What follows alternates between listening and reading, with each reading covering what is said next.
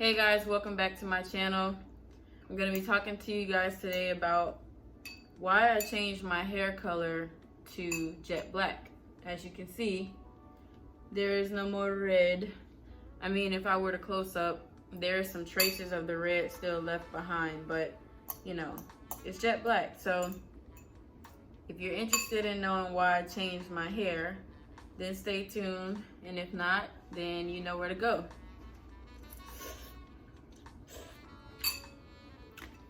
So, apologize in advance. I'm just apologizing in advance because I'm actually eating a bowl of noodles.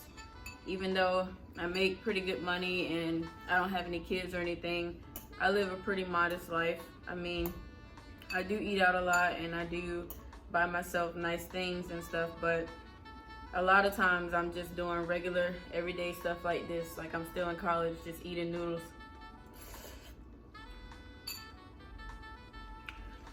So I hope everyone is staying safe during this whole coronavirus thing. It's really like super crazy how everything is unfolding, and I think for me, I'm not so much concerned about the virus. I'm just concerned about people being displaced and children who can't eat, you know, at home, or they're homeless. I'm more concerned about staying sane when I'm being told to stay inside the house. You know, me and home, like being told to stay home does not mix. So I've been doing a lot of outdoor activity, riding my bike, as you can see in the background back there, just trying to stay active, working from home. See my laptop up there. But yeah, so anyway, I've been going through some things, you know, in my personal life, and also just dealing with this coronavirus issue.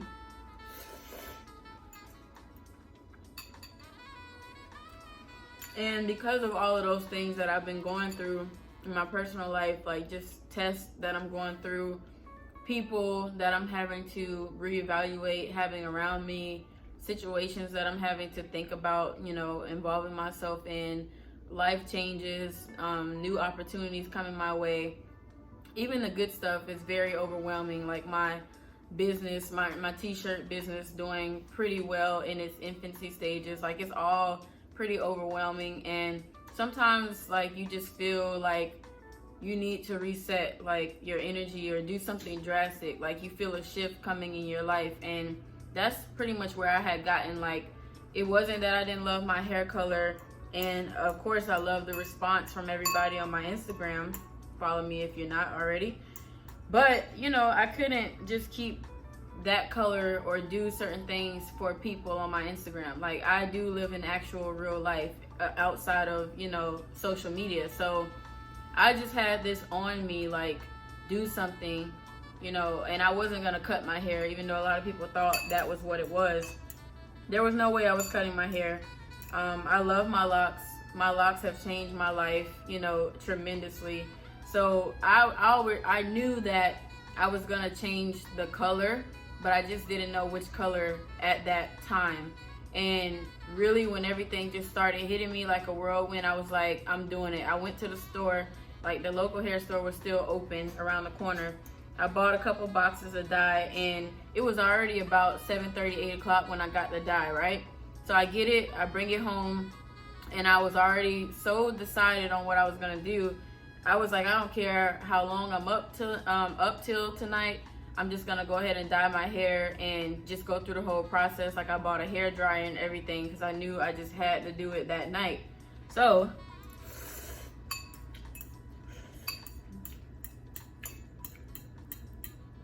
my noodles are getting cold.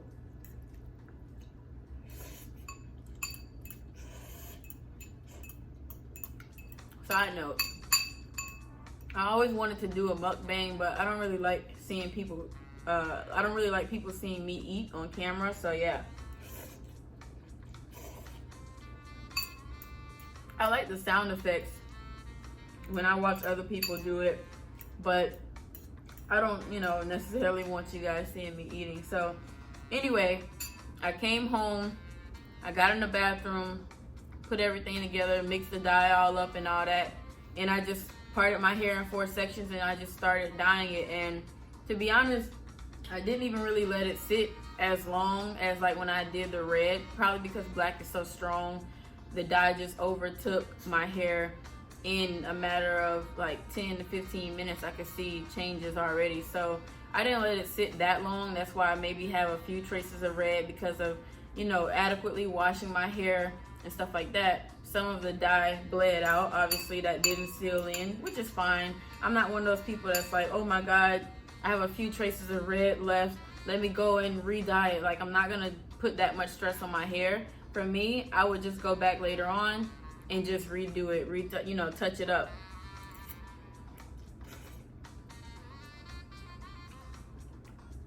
So yeah, I had just been feeling a shift and everything, so that's why I decided to go black. I do like the change. It's growing on me more and more every day. I did love my red ombre look, and you know, obviously I will be playing with other colors and probably go back to red one day.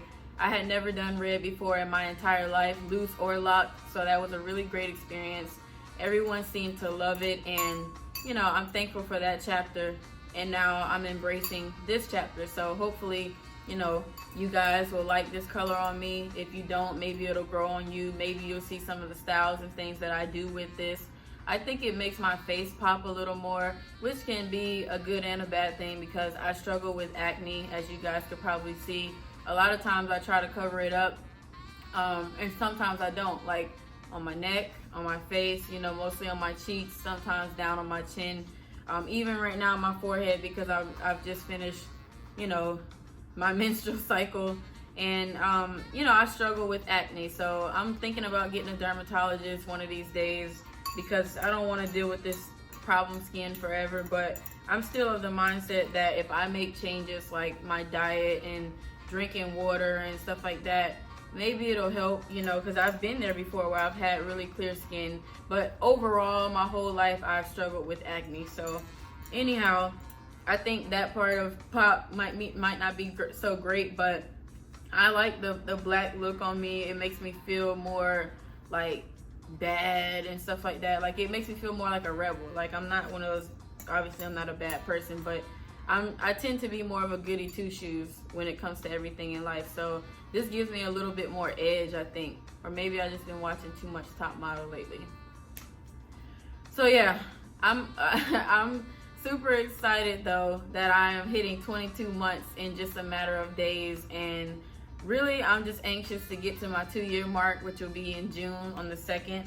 And I'm just hoping like everything with the coronavirus has slowed down and everybody can go back outside and we can live again, so I can, you know, go to Atlanta and do my photo shoots. A lot of people really do think I live in Atlanta because I did my photo shoots there last year, and I always tag ATL when I post the photos because that's where I was. But people always tend to think that I live in Atlanta. I don't live in Atlanta. I live in Florida.